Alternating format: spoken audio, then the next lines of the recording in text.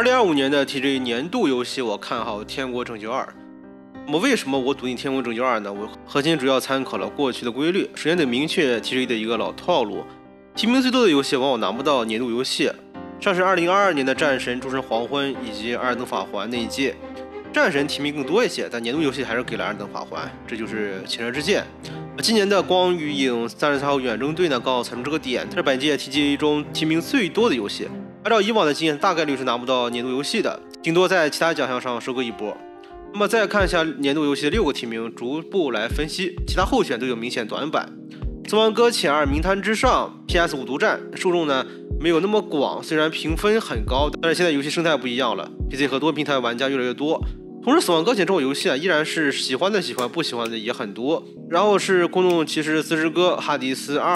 光与影34号远征队，这3款游戏既入围了年度游戏，又进了独立游戏提名，这在 TGA 的史上呢从来没有过。往年的年度游戏里面，顶多有1款独立游戏啊，那就知道今年 TGA 的评选有多让人迷惑了。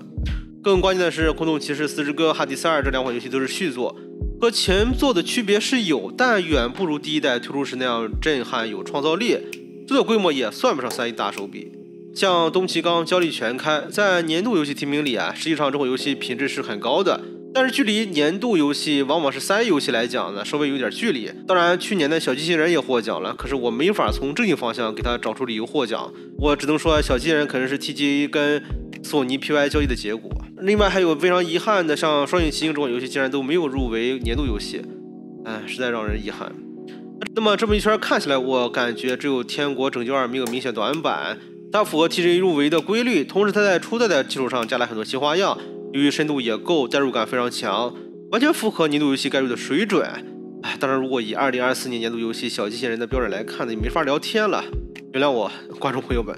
第二点，我们聊一下 TGA 的猫腻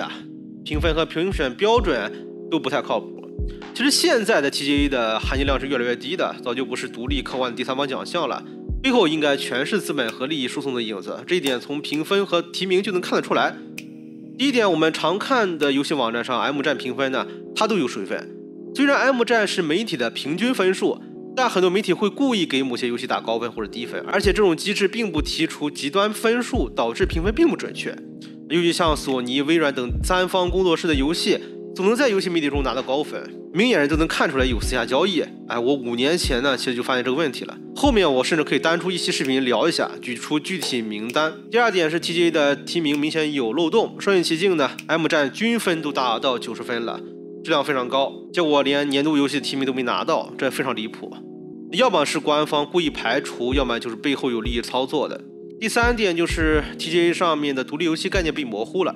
光与影33号远征队明明制作水平远超普通的独立游戏，结果呢，它还占据了独立游戏的名额。我感觉 TGA 逐年把独立游戏的定义权给玩坏了。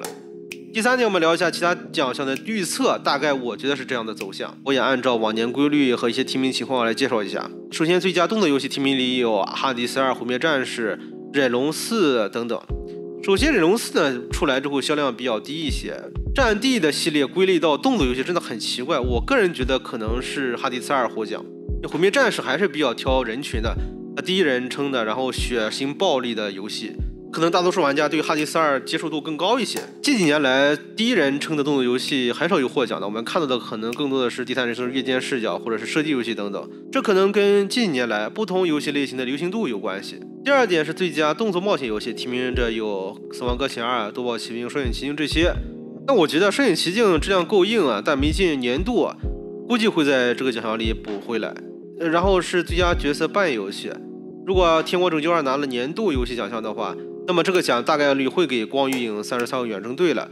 毕竟它提名多，虽然它提名多，但总得拿个重磅奖。那么反之，如果年度游戏给了光与影33号远征队的话，那么《天国拯救2》一定是拿这个奖的。最佳策略模拟游戏，其中的多重人生双点博物馆，我觉得都挺好玩的。文明7是稍微有些翻车了，最终幻想战略版呢又是日式传统的 JRPG， 这样的游戏呢，游戏受众会越来越少的。个人更倾向于选择双重人生。最受期待的游戏毫无悬念是 GTA 6最近的消息它会定到2026年11月，而且其中的内容会有大量的 AI 生成的一些内容，以及 NPC 互动性会有巨大的提升。同时呢，这款游戏用户量和热度都摆在这里像是《生化危机》《暗魂曲》啊，《巫师4》都会比 GTA 6差一点。另外像是007、初露锋芒跟金刚狼，可能宣传片看起来还不错，但实际上玩起来还是要经过市场考验的，那并不是那么受期待。体育竞速游戏，我个人觉得马里奥赛车世界可能会赢啊，像是 FC26、F125，实际上变成了每年的固定出的一部作品，而且偏商业化一点，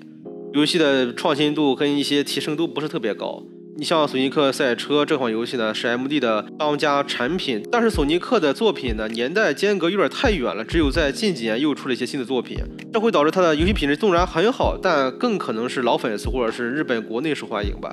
像开球这款游戏呢，是一款很棒的体育竞技游戏，玩的人不少，游戏体量上面很难跟 FC26 跟 F1 的游戏进行比较，当然它的受欢迎程度也远远比不上FC26 啊，以及马里奥赛车世界、索尼克赛车等等。独立游戏奖项的选择呢，有蓝图王子，它是一款解谜游戏，属于类型游戏，它的受众是非常喜欢的。哈迪32做的挺好的，33号远征队当然也非常棒。绝对魔犬呢，我个人觉得品质一般。丘比伦战记玩法不错，四之歌呢品质不错，但同时争议比较大。我觉得获奖的可能就是前面奖项入围但没有获奖的游戏。我觉得哈迪42跟4个2选1，我选择四之歌。格斗家庭精髓类奖项呢，要么是受众太窄，要么是没有什么出圈的作品，谁拿奖都没人在意，就不多聊了。我们只聊一个最佳独立处女作：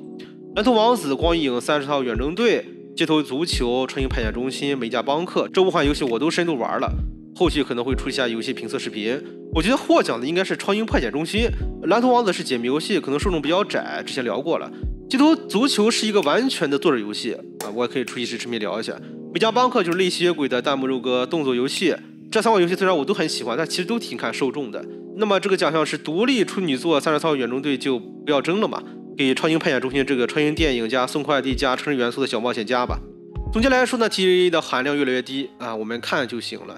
现在的 TA 我觉得早就不是以前那个独立客观的奖项了，背后全是赞助商和资本的影子。索尼、微软这些大厂肯定有投入，不然像去年的小机器人这种销量和受众都一般的游戏也不会拿到年度游戏的。现在 TGA 的评选标准很迷，它既不看媒体评分，也不看销量和玩家反馈，更不看游戏品质，反而更看重各种指标的平衡性以及背后资本投入的占比了。所以今年包括明年以后，大家其实不用太较真这个奖项了，顶多像我这样的创作者做视频来蹭蹭热度，